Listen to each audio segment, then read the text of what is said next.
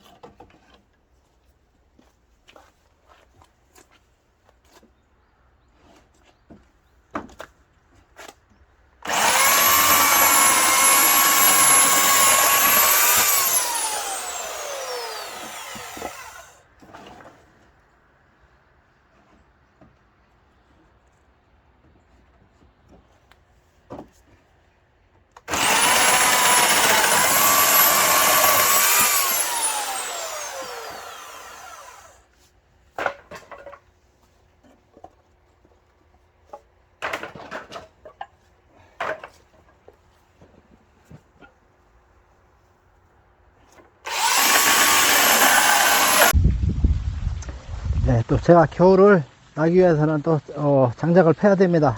우선은 장작을 자른 다음에 난 톱질부터 하겠습니다.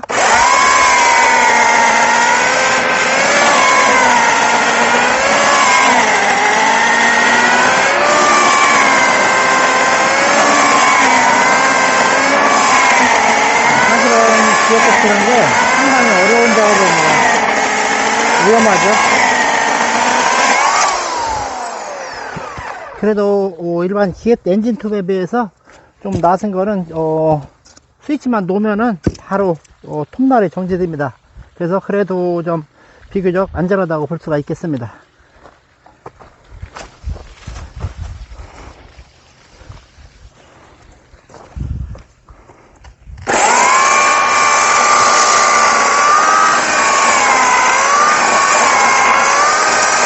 오래 써서 톱날이 잘 안 나갑니다.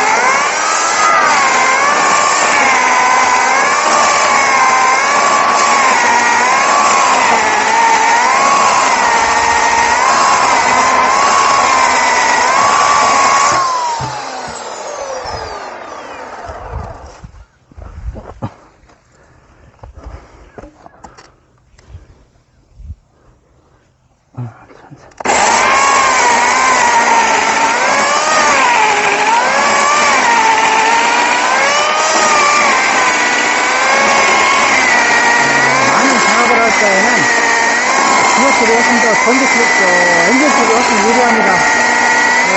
이건 실내가 좀 한계가 있기 때문에, 많은 작업을 좀 힘듭니다.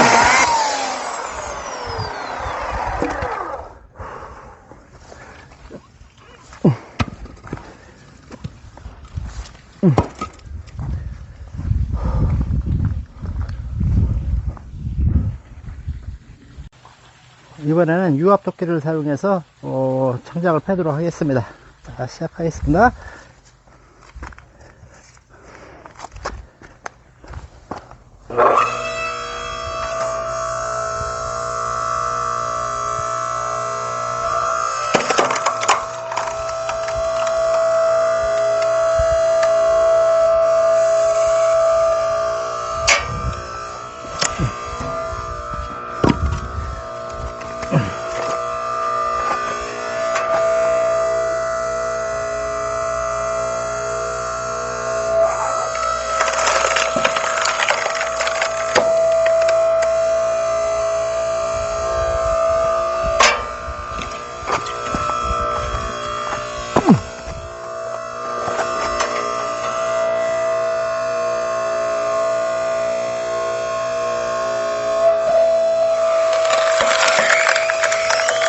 도끼질을 직접 안 해도 되기 때문에 훨씬 편합니다. 오염성도 많이 적고요. 도끼질 하다 보면 어려워서 관절을 찍는다든가 부상을 입을 수 있는데 좋습니다, 이거는.